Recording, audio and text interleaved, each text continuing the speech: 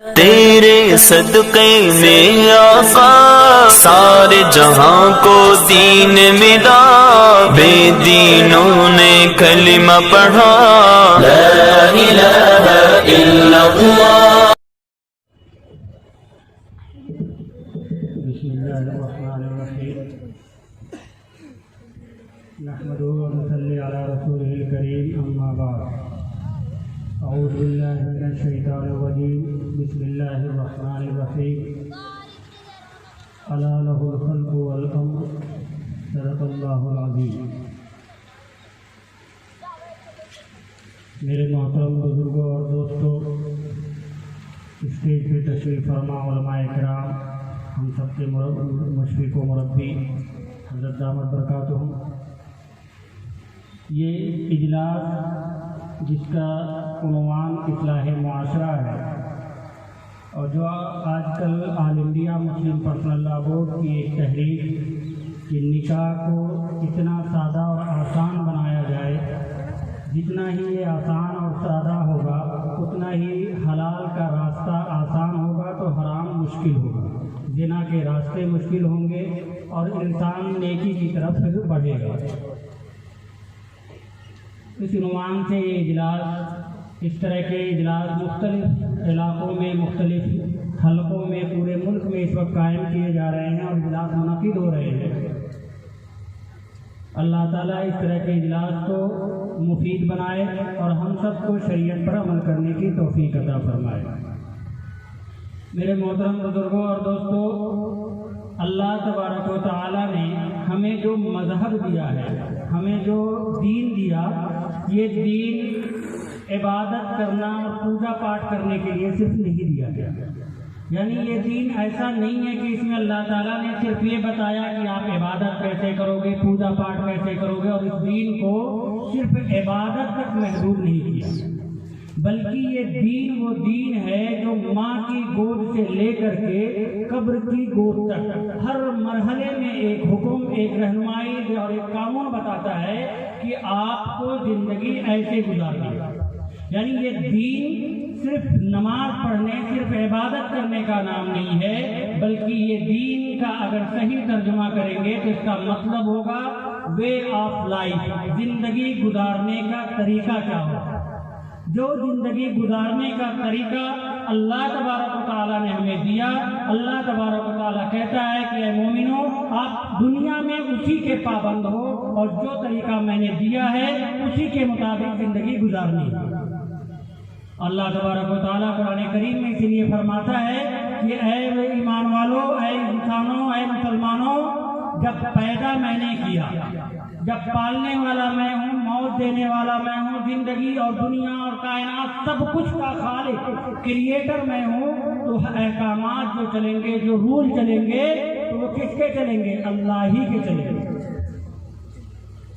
اب زندگی میں بہت سے مراحل ہیں، اس میں ایک مرحلہ انسان کی زندگی کا آتا ہے نکاح کا۔ نکاح جس کو ہم لوگ کہتے ہیں صرف ایک کنٹریکٹ ہے، دو شوہر اور بیوی کے درمیان ایک معاہدہ ہے۔ حالانکہ اسلام نے اس کو معاہدے کے ساتھ ساتھ ایک عبادت بھی بنایا ہے۔ سب سے پہلے اگر ہمارے ذہن میں یہ رہے، ہم اپنے دل میں یہ بیٹھا لیں کہ نکاح ایک عبادت ہے، نکاح ایک عبادت ہے، اور پھر ہم عبادت جس طرح کرتے ہیں اور عبادت کے وقت کرتے وقت معلوم کرتے ہیں کہ اس عبادت کو کرنے کا نبی اکرم صلی اللہ علیہ وسلم نے کیا طریقہ بتایا تھا، یا اس نماز کو صحابہ کرام نے کیسے ادا کیا تھا، یا اس عبادت کو تابعین کیسے کیا کرتے تھے۔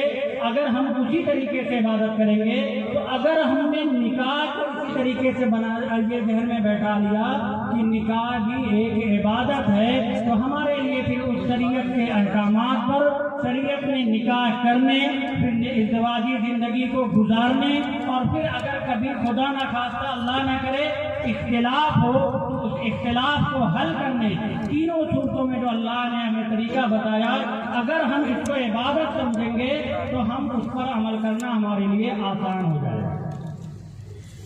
اور یہ کوئی ایسی بات نہیں کہ میں کچھ ایسا کہہ رہا ہوں کہ نکاح عبادت کی میں کوئی بڑا درجہ دے رہا ہوں۔ آپ دیکھیں تو اللہ تبارک و تعالیٰ نے یہ اسلام میں جو احکامات دیے ہیں تو مسجد جو بنائی گئی کس چیز کے لیے؟ اللہ کی عبادت کے لیے. اسی لیے مسجد میں دنیا کی باتیں کرنا درست نہیں ہے.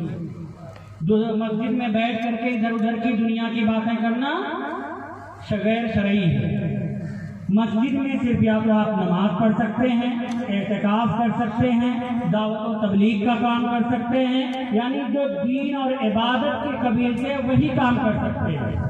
بلکہ اعتکاف میں ہے تو آپ خرید و فروخت کا مسئلہ اور کوئی بات نہیں کر سکتے، کیونکہ وہ دین اور عبادت نہیں ہے. وہ عبادت دین ہے، عبادت کا حصہ نہیں ہے. لیکن اللہ کے رسول حضور اکرم صلی اللہ علیہ وسلم نے فرمایا نکاح مسجد میں کرو. مسجد ہے کس کے لیے؟ عبادت کے لیے. غیر جو عبادت کے علاوہ جو کام ہے وہ مسجد میں کرنا ممنوع قرار دیا گیا. لیکن نکاح کرنے کا حکم مسجد میں آیا کہ مسجد میں نکاح کرو. اس سے پتہ چلتا ہے کہ نکاح کیا ہے؟ ایک عبادت ہے. اس لیے اللہ کے رسول حضور صلی اللہ علیہ وسلم نے حکم فرمایا کہ اس کو مسجد میں کیا جائے. تو نکاح ایک عبادت ہے. اب نکاح کے کچھ مراحل ہوتے ہیں، ہمیں دیکھنا کہ یہ جو مراحل ہیں، جو جیسے جہیز کی رسمیں ہیں، سگائی کی رسمیں، کیا شریعت اس کی اجازت دیتی ہے؟ کیا شریعت میں جو ہم کر رہے ہیں وہ صحیح ہے؟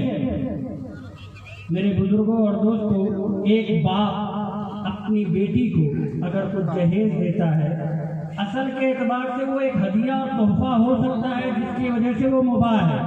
لیکن جس معاشرے میں، جس سماج میں جہیز کو ایک شرط مان لیا جائے، بلکہ کھل کے مطالبہ ہوتا ہو، جہیز کم ملنے پہ رشتے خراب ہو جایا کرتے ہوں، تو وہ وہاں پہ جہیز ہدیہ نہیں بلکہ رشوت اور ظلم کے ہوگا، اور جہیز جائز نہیں ہو سکتا تھا.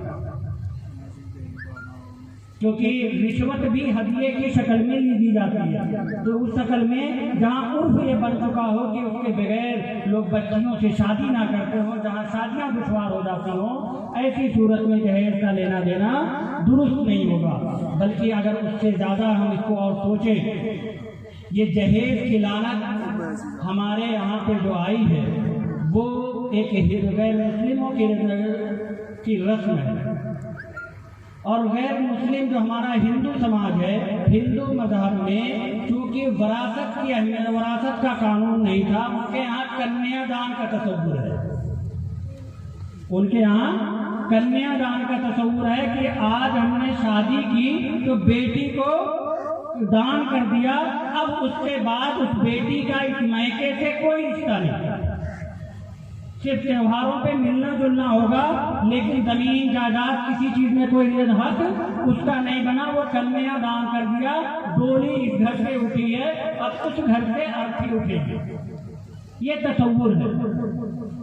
اور اسی لیے جب وہ کنیا دان کرتے ہیں تو اس موقع پہ اپنی بیٹی کو جو کچھ دینا ہوتا ہے لے دے کر کے رخصت کر دیتے ہیں، کیونکہ اب اس کو یہاں سے کچھ ملنے والا نہیں. تو وہاں سے ہمارے اندر بھی جہیز کی رسم آئی. اب اگر ہم جہیز کا لینا دینا کرتے ہیں تو کہیں نہ کہیں ہم اس ہندوانہ قانون کو، اس غیر اسلامی رسم و رواج کو اپنے عمل کے ذریعہ تائید کرتے ہیں، اور ہم وراثت کے قانون کی نفی کرتے ہیں. وراثت کے قوانین کو مٹانے کی ذمہ داری ایک گورنمنٹ یا دوسری قوموں پہ اپنا لگائیں، یہ ہم خود کرتے ہیں کہ ہم نے بھی جہیز دے دیا، اب بیٹی کو وراثت نہیں دیں گے.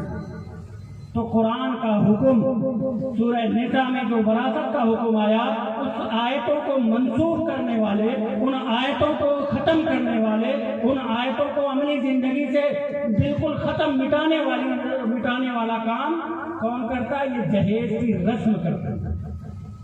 تو میرے بھائی، جہیز صرف ایک رشوت یا ظلم نہیں ہے، سماجی برائی نہیں ہے، بلکہ جہیز کی وجہ سے اس ذہن کو، اس تھاٹ کو، اس سوچ کو، اس فکر کو تقویت ملتی ہے جو بچیوں کی وراثت کے مخالف ہے.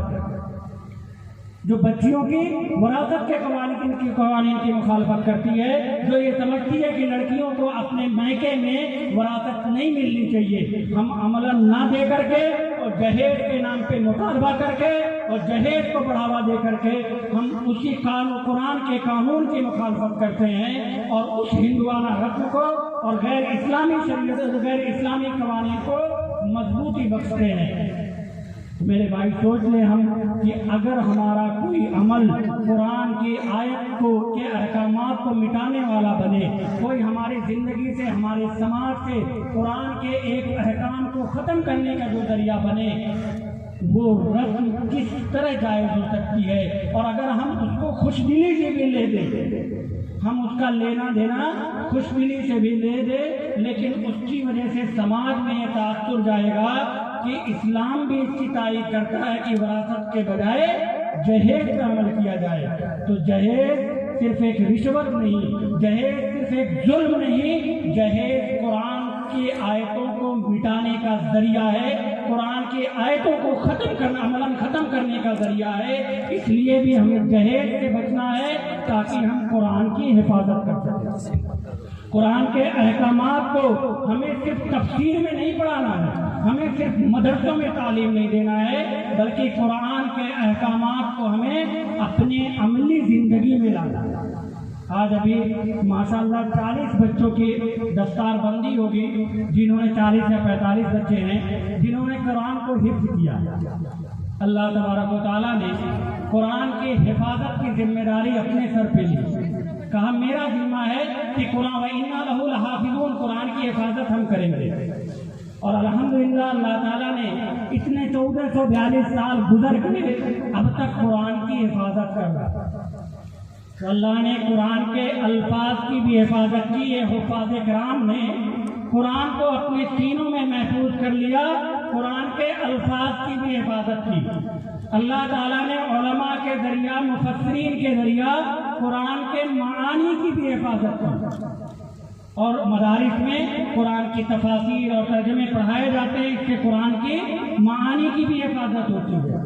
اللہ تبارک و تعالیٰ نے پھر قرآن کے زبان کی حفاظت کی۔ دنیا میں جتنی زبانیں ہیں 400 300 400 سال کے بعد وہ بدل جاتی ہیں یا ختم ہو جاتی ہیں، کسی دوسری زبان میں مل جاتی ہیں۔ 400 سال پہلے جو زبان بولی جاتی تھی وہ زبان آج کے زمانے میں ملے گی نہیں۔ 400 سال کے بعد آپ کو اردو پڑھنے والا کوئی نہیں ملے گا۔ لیکن اللہ تبارک و تعالیٰ نے قرآن کی حفاظت کے لیے عربی زبان کی حفاظت کی، عربی زبان اب تک محفوظ ہے۔ اللہ تبارک و تعالیٰ نے اب قرآن کی ایک حفاظت کی ذمہ، الفاظ کی ذمہ، حفاظت کی ذمہ داری حفاظ کی۔ قرآن کے معانی کی ذمہ داری، معانی کی حفاظت کا کام اللہ کس سے لے رہا ہے؟ علماء اور مفسرین سے۔ قرآن کے زبان کی حفاظت کی ذمہ داری اللہ لے رہا ہے ادیبوں سے، عربی زبان کے جاننے والوں سے۔